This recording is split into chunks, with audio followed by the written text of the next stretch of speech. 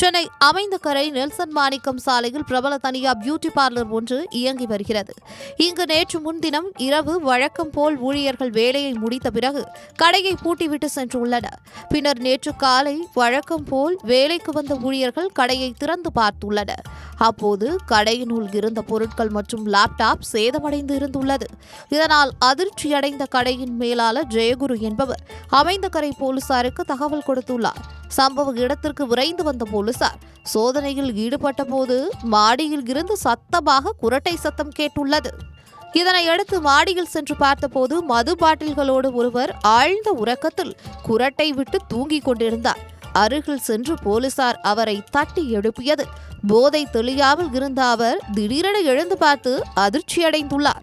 பின்னர் போலீசார் அந்த நபரை விசாரணை செய்ததில் தான் ஆந்திராவைச் சேர்ந்தவர் என முதலில் தெரிவித்துள்ளார்.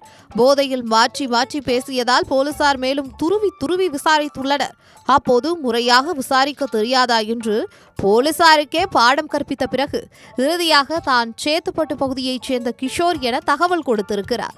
மேலும் அழகு நிலையத்தை சூறையாடியது ஏன் என விசாரணை செய்தபோது நள்ளிரவு அழகு நிலையத்தின் பூட்டை உடைத்து திருட முயன்றதும் எதுவும் கிடைக்காததால் மது போதையில் மாடியில் வாடிக்கையாளர்களுக்காக வைத்திருந்த துண்டுகளை எல்லாம் அடுக்கி வைத்து மெத்தை போல் தயார் செய்து அதன் மேல் தூங்கியதாகவும் அவர் ஒப்புக்கொண்டுள்ளார்.